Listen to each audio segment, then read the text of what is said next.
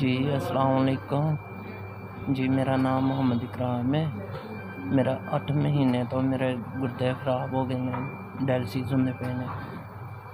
अचानक सेहत कार्ड ते मेरे गुर्दे वाश होंदे सन, अचानक सेहत कार्ड भी बंद हो गया ते मैं अपने घर दियां चीज़ां वेच के डायलिसिस इत्थे आंदा सी, डायलिसिस करवांदा सी। हुण मेरियां चीज़ां भी खत्म हो गईयां ते हाँ जी, तुसी अगे 2 दफ़ा मेरा डायलिसिस करवाए ने ते रब दी रज़ा वास्ते मेरा कोई आसरा नहीं है। मेरियां 3 धीआं ही ने, होर इस तो सिवा मेरा आसरा कोई नहीं है।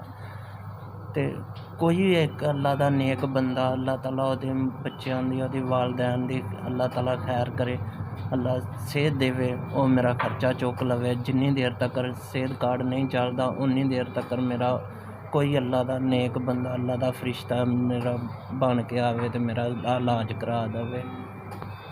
जिन्नी देर तक्कर मेरी ज़िंदगी है और मेरियां धीआं दी ज़िंदगी है, मैं भी दुआवां देवांगा, अग्गों मेरियां धीआं भी दुआवां देणगियां उस बंदे नूं जिसड़ा बंदा मेरे नाल तावन करेगा, जेह्ड़ा मेरा खर्चा चुक लवे, जेह्ड़ा मेरा डायलिसिस करवा देवे। जदों मेरा कोई आसरा बन गया, अल्लाह ताला ने कोई बना छड्डिया कोई भी आसरा, सेहत कार्ड चल गया या कोई होर आसरा बन, मैं तुहानूं आप खुद कह देवांगा कि भाईजान कोई होर मेरे तरह मजबूर बंदा जेह्ड़ा है ओहदी मजबूरी हल कर दवो, मैं बंद कर देवांगा। तुहाडे वल्लों मैनूं 25,000 रुपया 1 महीने दी फीस अदा हो गई है। जिन्ने भी भेजी है अल्लाह ताला तुहानूं खुश रखे, आबाद रखे। जे पहले भी तुसीं 2 डायलिसिस मेरे करवाए ने, हुण भी मेरे महीने दी फीस भर छड्डी है। अल्लाह ताला तुहाडे वालदैन दी, तुहाडे बच्चेआं दी, अल्लाह ताला सब दी अल्लाह ताला खैर करे।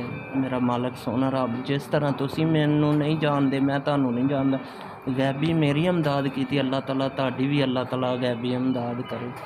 मालक सोहना तुहाडे बच्चेआं दी, तुहाडे वालदैन दी तुहाडी खैर करे।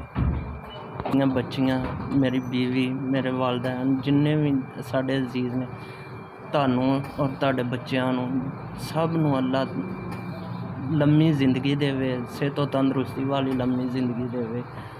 साडियां दुआवां तुहाडे नाल ने, मेरियां भी और मेरियां बच्चियां दी।